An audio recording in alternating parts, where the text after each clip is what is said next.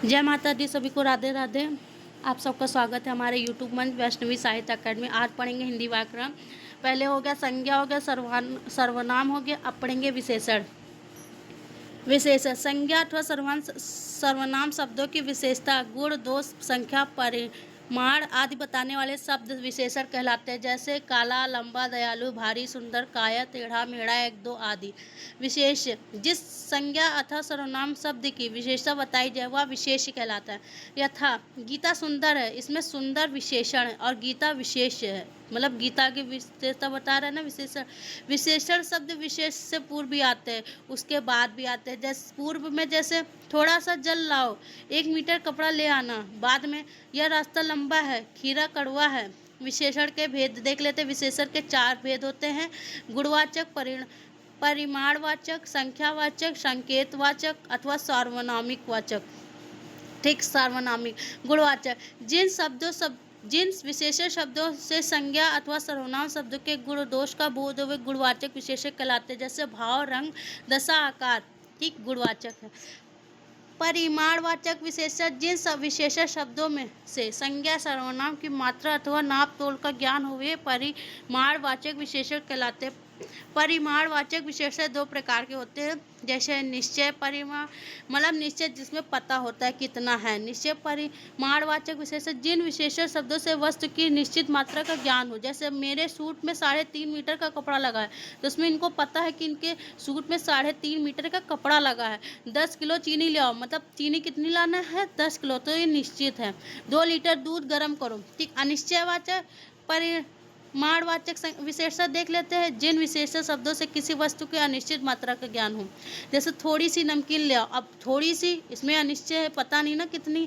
कुछ आम दे दो, अब कुछ आम दे दो। थोड़ा सा दूध गर्म कर लो, ये इजी से पता चल जाता है इसको पढ़ने से ही। संख्यावाचक विशेषण जिन विशेषण शब्दों से संज्ञा व सर्वनाम की संख्या का बोध हो उसे संख्यावाचक विशेषण कहलाते हैं। जैसे 1, 2, द्वितीय, 2 गुना, चौगुना, 5 आदि। संख्यावाचक विशेषण के 2 उपभेद हैं। अब इनके 2 पार्ट देख लेते हैं। जिन विशेषण शब्दों से संज्ञा या सर्वनाम की विशेषण का बोध संख्यावाचक विशेषण कहलाते हैं। जैसे 1, 2, द्वितीय, दुगुना, चौगुना, 5 आदि। अब कौन है? निश्चितवाचक संख्या भी। अब निश्चित मतलब जिसमें पता होता है इतनी संख्या होगी। ठीक है। जिन विशेषण शब्दों से निश्चित संख्या का बोध, जैसे पुस्तक, 2 पुस्तक मेरे लिए ले आना, तो मतलब पता है ना निश्चित कि 2 पुस्तक। निश्चित संख्या के आधार पर 4 भेद। अब निश्चित के भी 4 भेद हैं। गणवाचक संख्या जिन शब्दों के द्वारा गिनती का बोध हो, जैसे एक लड़का स्कूल जा रहा है, 25 रुपये दीजिए। कल मेरे यहाँ 2 मित्र आएंगे, 4 आम लाओ। क्रमवाचक जिन शब्दों के द्वारा संख्या के क्रम का बोध हो, पहला लड़का यहाँ है, दूसरा लड़का यहाँ है। ठीक, वही सब है। आवृत्तिवाचक जिन शब्दों के द्वारा केवल आवृत्त का बोध हो, जैसे मोहन तुमसे चौगुना काम करता है, गोपाल तुमसे दोगुना मोटा है। अब समुदायवाचक जिन शब्दों के द्वारा केवल सामूहिक संख्या का बोध हो, जैसे तुम तीनों को जाना पड़ेगा, यहाँ से चारों चले जाओ।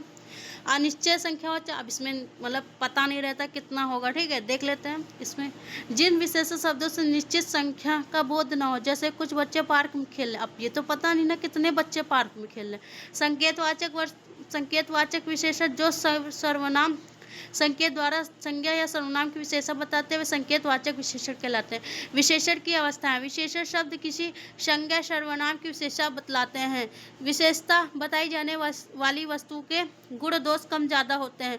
गुण दोष के इस कम ज़्यादा को तुलनात्मक ढंग से किया जाना चाहिए। तुलना की विशेषण की निम्नलिखित 3 अवस्था है: मूलावस्था, उत्तरावस्था, उत्तमावस्था। मूल अवस्था देख लेते हैं। मूल अवस्था में विशेषण का तुलना रूप नहीं होता, यह केवल सामान्य विशेषता ही प्रकट करता है। जैसे सावित्री सुंदर लड़की है, सुरेश अच्छा लड़का है, सूर तेजस्वी है। उत्तरावस्था जब 2 व्यक्तियों या वस्तुओं के गुण दोषों की तुलना की जाए तब विशेषण उत्तरावस्था में प्रयुक्त होता है। जैसे रविंद्र चेतन से अधिक बुद्धिमान है। ठीक है। सविता रमा की अपेक्षा अधिक सुंदर। उत्तमावस्था देख लेते हैं। उत्तमावस्था में 2 से अधिक व्यक्तियों एवं वस्तुओं की तुलना करके किसी एक से सबसे अधिक सबसे कम बताया जाए। जैसे पंजाब में अधिकतम अन्न होता है, संदीप निकृष्टतम बालक है। ठीक है। जय माता दी, थैंक यू।